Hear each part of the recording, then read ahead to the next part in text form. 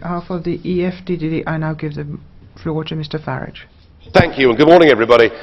If this is European democracy in action, as we've heard this morning, I suggest we have a rethink. We're told that, as a result of the European elections, Mr. Juncker here is the nominee. Well, I can tell you that absolutely nobody in the United Kingdom knew that when they voted in the European election, it had anything to do with the next nominee. And the truth of it is, your voters, actually in your countries, didn't realise what this process was. Mr. Juncker's name did not appear on any single ballot paper. And the whole thing has been the most extraordinary stitch-up. I mean, the loser, Mr. Schulz, gets the consolation prize of being an unprecedented second-term president in the Parliament. I mean, it's all just a pretence that we're increasing democracy. Now, of course, I'll be told, but hang on a second. The European Parliament, the elected bit of the European institution, did actually have a say and did decide whether Mr. Juncker was to become Commission President or not. Well, let's just have a think about the process we're about to engage in. We've all got to be asked to vote, and we've got one candidate to vote for.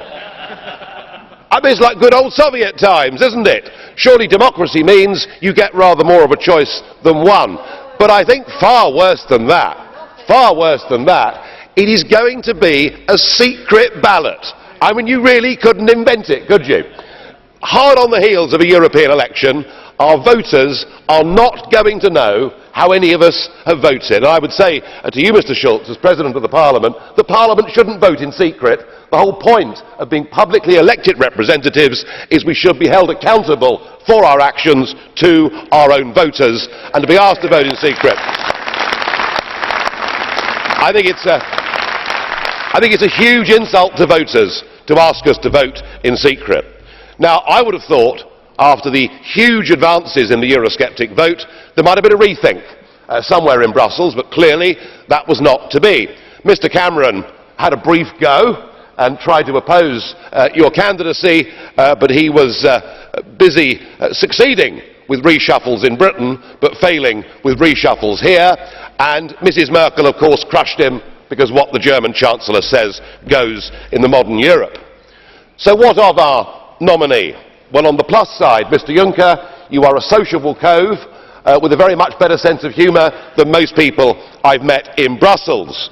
And there's no question that you are a political operator, and you've even managed to, over the last couple of weeks, as you've gone round the political groups, change the mood music a bit.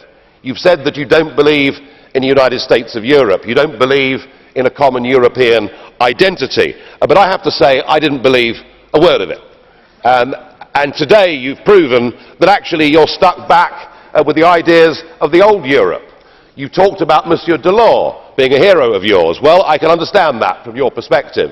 But you also talked about Mr. Mitterrand and Mr. Kohl as being heroes of yours. I would have thought a wartime collaborator and somebody who left German politics under a huge cloud of a massive party funding scandal should not be the kind of people that we should stand up as great models of virtue in modern Europe today. You talked about the need for a common foreign policy and security policy. You talked about the need for a common energy policy. I mean, what is clear is you are going to carry on with the process of the centralisation of powers, which is not surprising, because for 20 years you've been a key player in this whole process, which frankly has treated democracy with deliberate contempt. I think the best example is your quote about the French referendum on the Constitution, where you said, if it's a yes, we will say on we go. And if it's a no, we will say we continue. How's that? How's that for belief in democracy? And your dedication to the project is, well, it's unchallengeable. I mean, you've said before that when it becomes serious, you have to lie. So in many ways, I suppose, you are the perfect candidate for a lot of people in this House, and I've no doubt that you will get the nomination. But we are being asked to vote for the ultimate Brussels insider, somebody who has always operated with dark backroom deals and stitch-ups, and I have to say that our group overwhelmingly will vote no. We don't want business as usual, we want real change. And you said at the end of your speech, this is not the time for a revolution. I put it to you, there's already been a revolution there's effectively been a coup d'etat on nation-state democracies without people realising what was being done to them. And these elections, the Eurosceptics may not yet have a majority in this House, but please don't think we're over, because the vast majority of European people don't want a European state, don't want a European Commission to be the executive, don't want that flag and don't want that anthem. So you'll get elected and we'll enjoy doing battle over the course of the next year or two.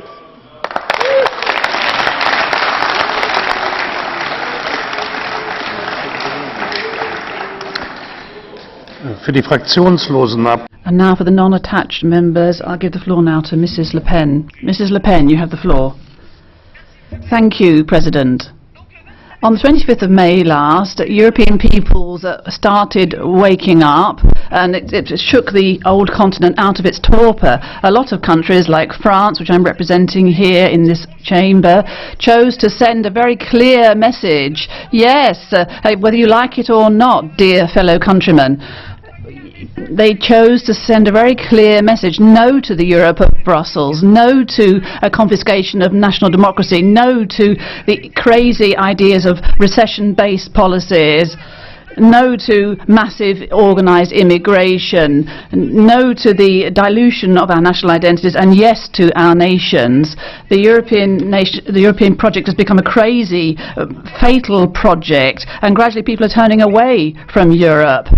But once the votes have been counted, the representative of an old-fashioned political elite who were insisting on protecting their privileges, obsessed with the idea of maintaining the status quo that they defend, and ready to enter into any compromise, and thanks for having given us today yet more evidence of how you can go into any compromise to defend the interests that are not the interests of our peoples. You take no notice of the elections, you take the notice of the message of those people who decided to turn their back on the message you launched in the spring. Now, I'm not talking about the Liberals, but the Socialists and the EPP are mercenary. According to their old and hateful habits, they shared out the posts, the top offices in Parliament, denying any desire for change, denying the messages from the ballot box. If you look at the EPP and the Socialists, the UMP and the French Socialist Party, it's the usual sharing out of the cake. You can have the Parliament, I'll have the Commission, I'll get people to vote for you there, you can vote for me here. But don't lead us to believe that the European people at the European elections actually chose Jean-Claude Juncker rather than Martin Schulz to be the President of the Commission, or the other way round. And like one or the other, they are both totally unknown in European member states. They don't represent anything. They're not an incarnation of anything in our member states. Dear Mr. Juncker, you are now the head of an institution, but patriots in France and in many other member states are now rejecting all legitimacy of that commissioner. You aren't elected by the people. You haven't been chosen by the French people in any way at all. Nobody else has been chosen by the French people either to be president of the commission. So you have no claims, no right to lead the lives of our citizens. You have huge powers and illegitimate powers, and you get these from treaties that were imposed on people despite the way in which they voted. And you are going to help the financial lobbies which go to the Brussels in order to corrupt your institutions every day a little more. And you are the archetype of those who deny democracy. Mr. Democracy, I remember one of your statements in December 1999 in a famous German newspaper. In 1999 you said, in quotes, "We take the decisions, we implement these decisions, and then we wait a while to see what happens. If there's no screams, if there's no rebellion, and then the majority of course don't understand what we've decided on, then we just carry on gradually until there's no return possible." What sort of confession, what cynicism you're placing Mr. Barroso? Well, Martin Schulz could have taken his place as well, or your place, it doesn't matter. Same guidelines, the same guidelines leading this deleterious commission.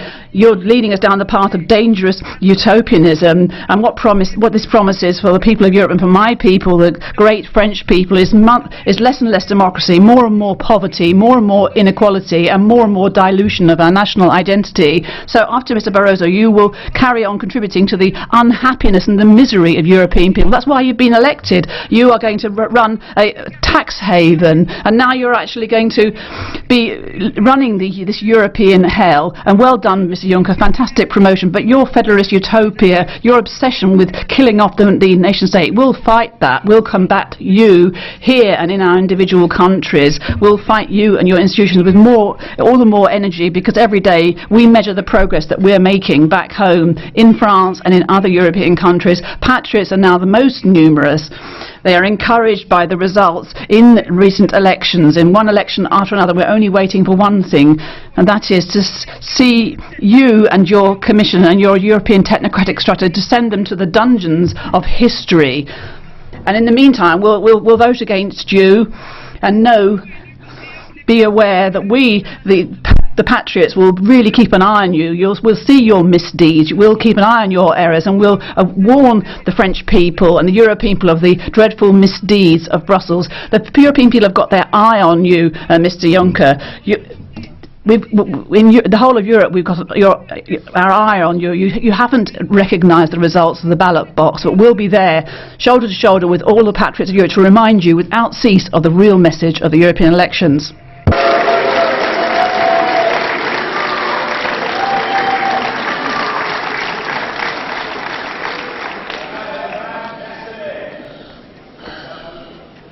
Das Wort hat jetzt I now give the floor to Mr Juncker. Monsieur le Président, President, ladies and gentlemen, first of all, can I thank all of you, almost all of you, for those who have intervened in this debate. I have listened attentively to what has been said, and in the course of a long political career, I have always listened to parliaments, including the European Parliament,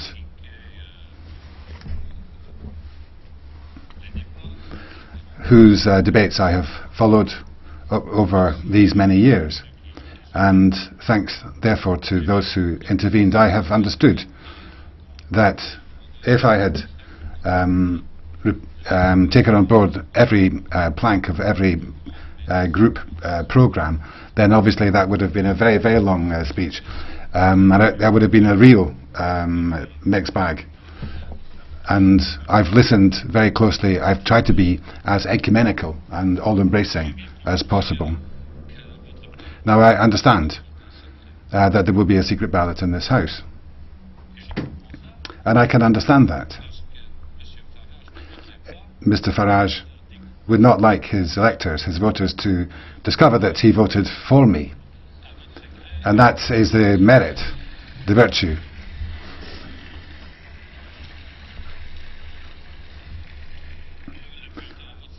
of a secret ballot.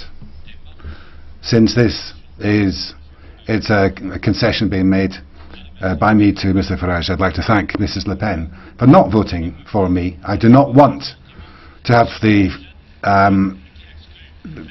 support of anyone who is for exclusion and rejection. Thank you very much.